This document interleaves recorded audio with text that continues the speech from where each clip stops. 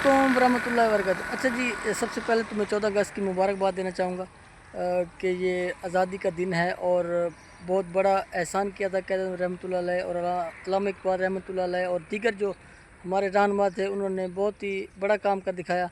एक आज़ाद रियासत बना दी जिसमें हम आसानी से इबादत कर सकते हैं, आसानी से मूव कर सकते हैं, आसानी से हम घूम फिर सकते हैं, हम आसानी से अपनी जज्बात का, ख़यालात का इज़हार कर सकते हैं। जो कौमें आज़ाद नहीं होती, जो मुल्क आज़ाद नहीं होते, तो वो फिर फंसे होते हैं। उनकी जो मुकम्मल तौर पे उनकी मूवमेंट है, उस पर पाबंदी होती है। उनके खाने पीने के ऊपर नज़र रखी जाती है। जैसे आप गज़ा की मिसाल ले लें, वहाँ पे खाने की तरसील के हवाले से भी वो बेचारे इसराइल के ताबे हैं। वो अगर खाना पीना उनका रोक देता है या उनकी बिजली रोक देता है, उनका इंटरनेट रोक देता है, उनके पास तिब्बी सहूलियात रोक देता है, तो वो जो उनकी आज़ादी है इस तरह से सलब है। इस तरह कश्मीरियों की आप देख लें, आज़ादी सलब है, तो वो बेचारे मूवमेंट नहीं कर सकते, उनका इंटरनेट बंद रहता है। अगर वो आवाज़ उठाते हैं तो उठा के उन्हें जेलों में डाल दिया जाता है। तो जो आज़ादी है वो एक बहुत बड़ी नेमत है। जिस तरह पाकिस्तान को 14 अगस्त को आज़ादी मिली, लेकिन जो हमारा मकसद था उससे हम हट गए।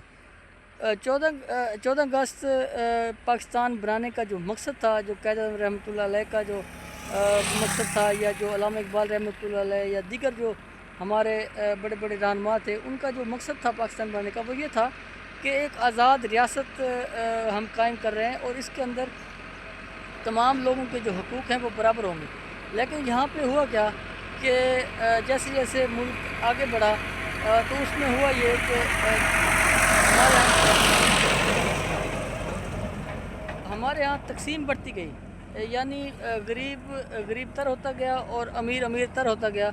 इसमें तकसीम बढ़ती गई, गरीब की जो रिस्पेक्ट है, जो वैल्यूज़ हैं, वो कम होती गई। हालांकि था ये बनाने का मकसद ये था कि गरीब और अमीर को इक्वली ट्रीट किया जाए, तमाम लोगों के लिए कानून बराबर हो, तमाम लोगों के लिए सहूलियात बराबर हों, तमाम लोगों के लिए इंफ्रास्ट्रक्चर बराबर हो, तमाम लोगों के लिए साफ़ पानी की सहूलियात, तमाम लोगों के लिए सेहत की सहूलियात यकसर हों, तमाम लोगों के लिए एजुकेशन की सहूलियात यकसर हों। लेकिन बदकिस्मती से ये जो 70 साल या 75 साल गुज़रे हैं आज़ादी के, इसमें एक तकसीम दर तकसीम का जो सिलसिला चला है, उसमें हुआ ये है कि फिर अब जो एलीट क्लास है उसकी ज़िंदगी, उसकी लाइफ और है, जो मिडिल तबका है उसकी लाइफ और है, जो गरीब तबका है उसकी लाइफ और है, और बिल्कुल ही यकसर ही तब्दीली है। मैं समझता हूँ कि आप इस तरह समझ लें कि जो एक अमीर आदमी ज़िंदगी गुजार रहा है और जो एक गरीब आदमी ज़िंदगी गुजार रहा है, तो उसमें कोई 100 साल का डिफरेंस नज़र आता है। तो इस हवाले से जो पाकिस्तान को बेहतर करने के हवाले से उनके जो ख्वाब थे, वो ख्वाब ही रह गए। अब हमारे साथ आज़ाद होने वाले ममालिक, आप चाइना की मिसाल ले लें या दीगर ममालिक जो हमसे भी बाद में आज़ाद हुए, जैसे मिडल ईस्ट के ममालिक हैं काफ़ी सारे, या मलेशिया की मिसाल ले लें, या आप सिंगापुर की मिसाल ले लें।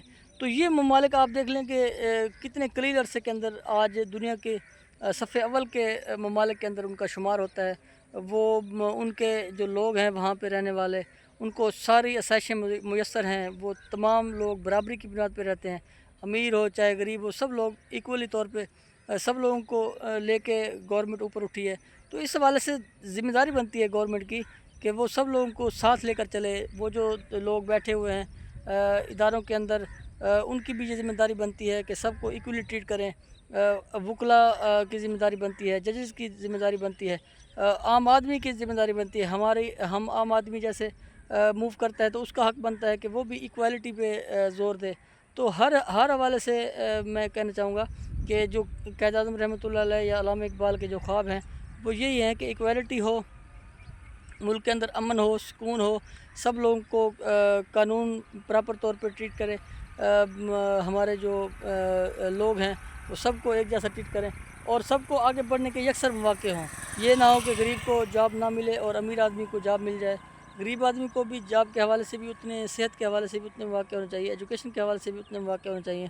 हर लिहाज से अगर इक्वालिटी हो तो जाके क़ायद आज़म रहमतुल्लाह अलैह या अल्लामा इकबाल का वो जो ख्वाब है, जो उन्होंने हकीकत के अंदर बदल के पाकिस्तान बनाया, और फिर उनका एक जो ख्वाब था वो बेहतर मुल्क और सब के लिए इक्वालिटी के हवाले से जो उन्होंने जदोजहद की थी, वो जो इक्वालिटी है वो मुयस्सर नहीं आई, बल्कि तफरीक बढ़ती जा रही है। तो इस हवाले से तमाम लोगों को मिल के پاکستان کی ترقی فلاح و بہبود کے حوالے سے، پاکستان کی گروتھ کے حوالے سے مل کے کام کرنا ہوگا۔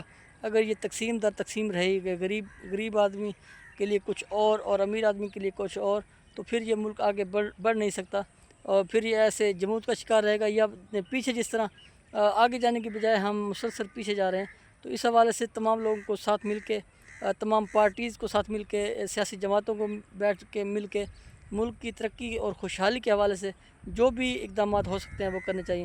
اگر ہم سب لوگ مل کے، تمام سیاسی پارٹیاں، تمام لوگ مل کے اگر ملک کو آگے لے جانے کی ٹھان لیں، تو میں نہیں سمجھتا کہ اس ملک کے اندر اتنے وسائل نہیں ہیں کہ یہ ملک آگے بڑھ سکے۔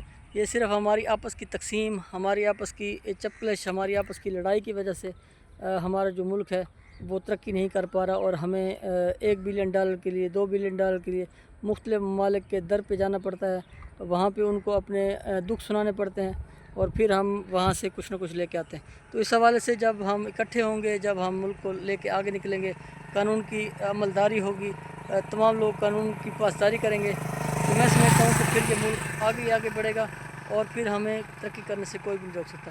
پھر وہ جو خواب تھا علامہ اقبال کا، اور جو خواب تھا قائد اعظم رحمۃ اللہ علیہ کا، پاکستان کو ایک مضبوط اور ترقی یافتہ ملک بنانے کا، تو وہ پھر پورا ہو پائے گا۔